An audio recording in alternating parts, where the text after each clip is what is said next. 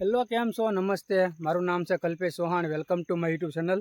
જો અત્યારે આપણે આવી ગયા છીએ આપણી રીંગણીમાં. જ્યારે 2 દિવસ પહેલાં જે વ્લોગ બનાવ્યો હતો રીંગણીનો, ફરીવાર આપણે આવ્યા છીએ કારણ કે આજે આપણી આગળ છે કલમનો રોપો, કલમી રીંગણી. તો અત્યારે જ્યાં જોઈ ને આખા ગુજરાતમાં એ જ વાત હાલે કલમી રીંગણીની. શું છે કલમી રીંગણી, કેવી રીતે થાય છે, શેમાં થાય છે? તો આજે આપણે આગળ છે એક રોપો કલમીનો. ને આપણી પાછળ જે જોઈ રહ્યા છો તમે, આ રીંગણી છે. નોર્મલી જે આપણે વાવતા હોય, જે કરવી છે એ છે, કોઈ કલમ બલમ નહીં, આમનામ જ છે. અને આની પહેલાં તમે જોયું તો આ પડામાં આગળ જે ખાલી છે એમાં રીંગણી હતી, ચોમાસું રીંગણી. ને અત્યારે જે આપણે ઊભા છીએ આ રીંગણી છે શિયાળું. તો આપણે દર વર્ષે રીંગણી આપણે વાડીમાં હોય જ છે. તે રીંગણાની વાત કરીએ તો જો એટલે ભડથાને આપણે ઓળાના રીંગણા કરવી છીએ, જેને આપણે ભડથા કેવી, ભડથું કેવી, ઓળો કેવી. આ સાઈડ છે. તો આખા પડામાં અત્યારે જેટલા બધા રીંગણા છે બધા ઓળા માટે જ તૈયાર થાય છે. નાનું રીંગણું કંઈ તોડતા નથી આપણે. અને રીંગણાની બજારની વાત કરીએ તો ત્યારે 50 થી 60 રૂપિયા કિલોના ભાવના. ઘણા લોકો પણ કોમેન્ટ કરે છે કે 50 રૂપિયાના ભાવમાં એટલે કેટલા? 50 રૂપિયા એટલે 50 રૂપિયાના કિલો હોલસેલ ભાવ છે. રિટેલમાં તો વધારે 80-90 રૂપિયા હોઈ શકે. આપણે માર્કેટ યાર્ડમાં જાય છે 50ના કિલો. તો એવી રીતે ભાવ હોય છે.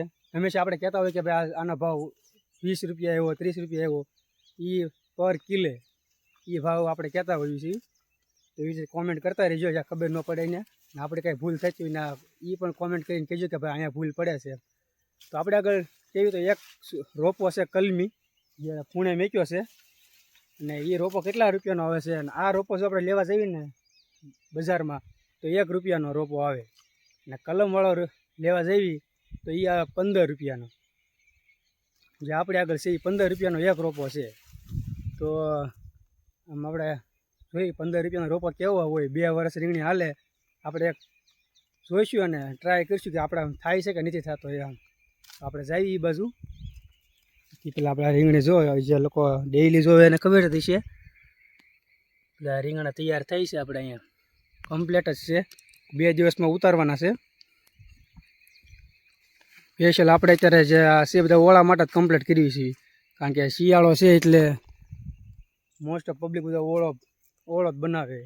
એટલે આપણે એ પ્રમાણે તૈયાર થાય એમ. પછી આપણે રોપો જોવા. અત્યારે જો વાદળા થઈ ગયા છે. શિયાળો છે પણ લાગતું ના આવે શિયાળો ઠંડી જેવું. ઉનાળાનું વાય 2 દિવસથી આવવા મળી છે. આપણે જઈએ, આપણા ખૂણે મૂક્યો છે. જો આ એક રોપો છે, આપણે ડબલામાં નાખ્યો છે. હવે આમાં શું હોય કોને ખબર? જો અહીંયા ઓલું એક તો છે, અને બહુ હળી ન કરાય.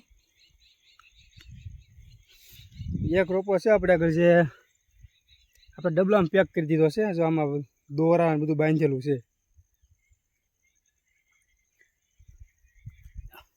કલમી રીંગણી જેવું આપણે હરખું બતાવી દેવી. આમ કંઈ ફેર ન હોય, આમાં બધા પાંદડા તો હરખા જ હોય. રીંગણીમાં પાંદડા તો હરખા જ હોય. પણ એમ થાય કે ભાઈ, પણ જો 2 વર્ષ કરવામાં કેવું થાય, એકને એક પડામાં. અને રૂટિંગ આપણે જે રીંગણી કરતા હોઈએ, એક પડામાં જે આ વર્ષે જો આમાં રીંગણી છે આ પડામાં, તો આવતા વર્ષે આમાં રીંગણી ન કરાય. કારણ કે જો આવતા વર્ષે આમાં રીંગણી કરો તો એ કાંઈ ઉજરે જ નહીં હરખું. એમાં કાંઈ રીંગણું હરખું ન આવે. એની માટે પડું બદલાવવું પડે. એટલે આવતા વર્ષે કરવી પડે આ પડામાં તો ઉપર.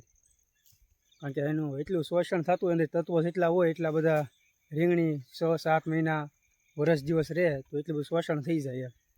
એટલા માટે ન થાય. આ તો 2 વર્ષ માટે રહેશે. તો જોઈશું આપણે કેવો એમાં શું કેવી રીતે થાય છે. પછી જ્યારે રીંગણું એમાં આવી જાય પછી આપણે બ્લોગ બનાવીશું કે ભાઈ આમાં રીંગણું આવ્યું એમ. ત્યાં સુધી તો કંઈ બનાવે નહીં. અને આ બાજુની વાત કરીએ અમારી બાજુ, તો અહીંયા મોસ્ટ ઓફ અમારા પબ્લિક જેટલા પણ લોકો ખેતી કરે છે રીંગણી કરતા તો મોરપીસ રીંગણી જ કરે. કારણ કે અમારે આ બાજુ ઉતારા જાજા આવતા હોય તો એ મોરપીસના આવે છે. બીજા કરતા હોય, ગુલાબી કરતા હોય, કોઈ કાળી રીંગણી કરતા હોય. અમારા અહીંયા આજુબાજુમાં જ્યાં જુઓ ત્યાં મોરપીસ જ થાય. અને મોરપીસનો કલર કેવો હોય જો આને કહેવાય મોરપીસ. આવી રીતે કલર હોય મોરપીસનો. આ રીંગણા જો અહીંયા છે નાના રીંગણા. હવે 2-4 દિવસમાં ઉતારવાનો થઈ જશે. તો આપણે કેમ નાનું ઉતારતા આપણે ઉતારવાના છે. જો આવા રીંગણ આ છે સ્પેશિયલ ઓળા માટેનું.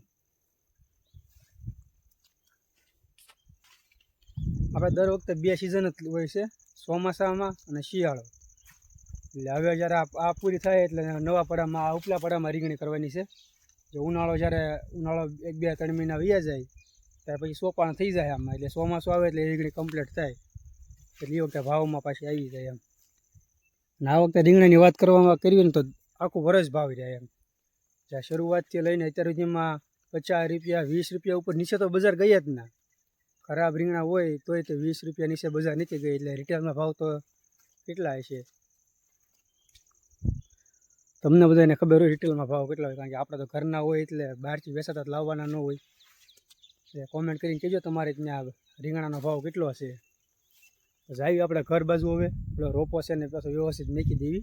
અહીંયા જમીનમાં અહીંયા કૂટાડી દેવાનો છે એટલે અહીંયા દવા પાણી બધું અહીંયા મળી રહે એમ.